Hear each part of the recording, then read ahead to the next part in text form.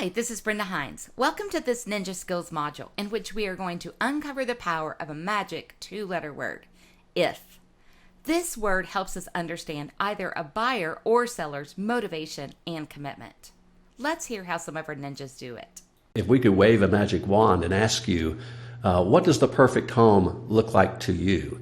If we found that perfect home, what would you do? On a scale of 1 to 10, where are you at in the buying process? I love it when they say, what do you mean? And I'm like, well, if 1 is, if you found the perfect house, or 10 is, I'm living with my in-laws, I'm going to be gone in 30 days, whether you find me something or not.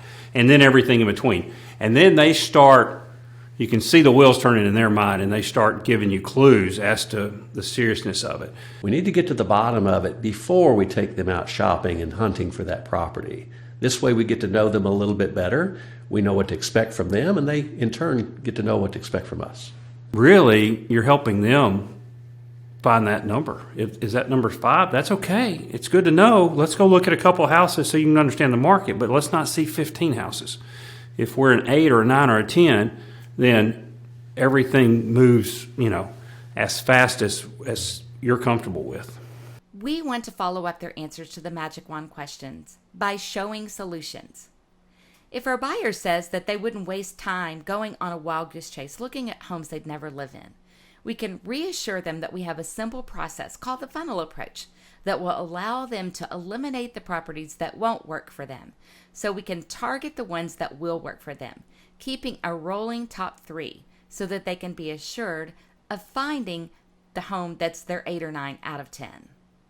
So one of the things I am learning every day is that I am not the perfect solution to every seller and every buyer. So we've got to determine, are we a good team?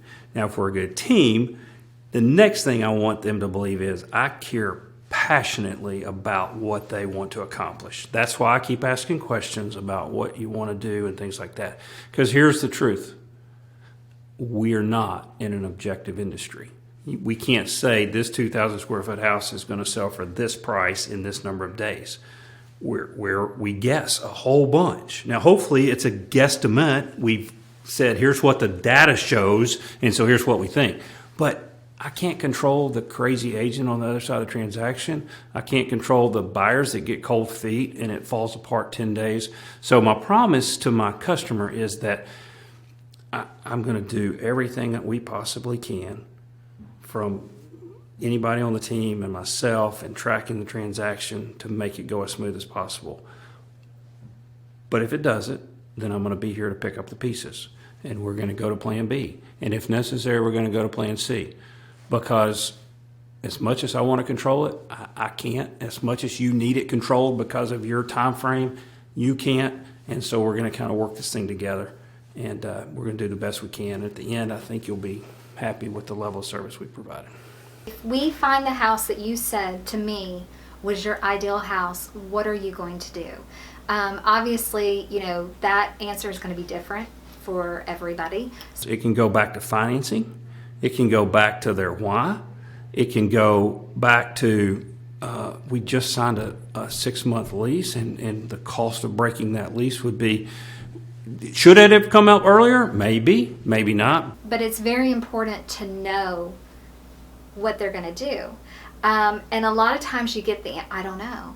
And so that's where I think as professionals, we need to come in and say, well, have you considered this?